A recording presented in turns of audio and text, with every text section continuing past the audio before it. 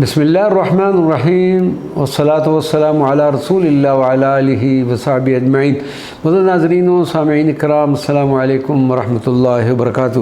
آج ہم فیصل آباد کے ایک اور بزرگ حضرت صوفی برکت علی لدھیانوی رحمۃ اللہ علیہ کا مختصراً تذکرہ کرتے ہیں۔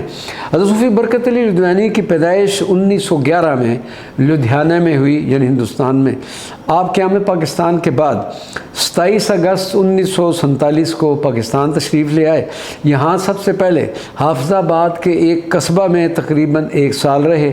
بعد ازاں اس موجودہ مقام جہاں پر ابھی وہ کیمپ دارالحسان دسوہا سمندری روڈ پر منتقل ہو گئے، اور پھر اس مقام کو اپنی دینی، تبلیغی اور رفاہی کاموں کا ایک ایسا مرکز بنایا جو بہت جلد دنیا اسلام میں دارالحسان کے نام سے مشہور ہو گیا۔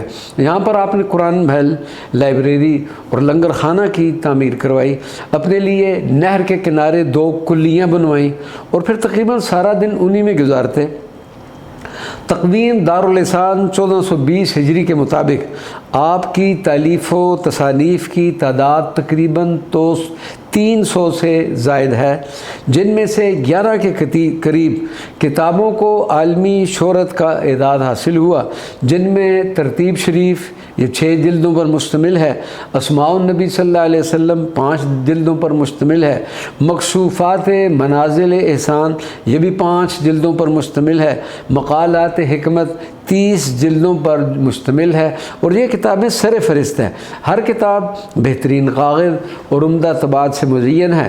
آپ کی ان مطبوعات کی طلب میں روز بروز اضافہ ہوتا جا رہا ہے، چنانچہ اس طلب کو کسی حد تک پورا کرنے کی غرض سے اور حضرت صوفی صاحب رحمۃ اللہ علیہ کے پیغام کو عام کرنے کے لیے دربار عالیہ کیمپ دارالحسان سے ایک سلسلہ اشاعت بنام انوار البرکت شروع کیا گیا ہے، جس میں صوفی صاحب کی نسبتاً زیادہ معروف کتب کو ترتیب وار مختصراً شائع کیا جا رہا ہے۔ حضرت صوفی برکت علی لدھیانوی رحمۃ اللہ علیہ کا وصال 16 رمضان المبارک 1417 ہجری ظہر کے وقت ہوا، اور آپ کو ہزاروں عاشقان رسول صلی اللہ علیہ وسلم کی موجودگی میں آپ کی وصیت کے مطابق لب نہر سنہر صابری کلی میں دفن کیا گیا، جہاں پر اب عقیدت مندوں کی حاضری کا سلسلہ صبح و شام جاری رہتا ہے۔ آپ رحمۃ اللہ علیہ کے مزار مبارک نہایت خوبصورت انداز میں بنا ہوا ہے، اور سب سے بڑھ کر بہترین صفائی کا انتہائی اعلیٰ نظام نظر آتا ہے۔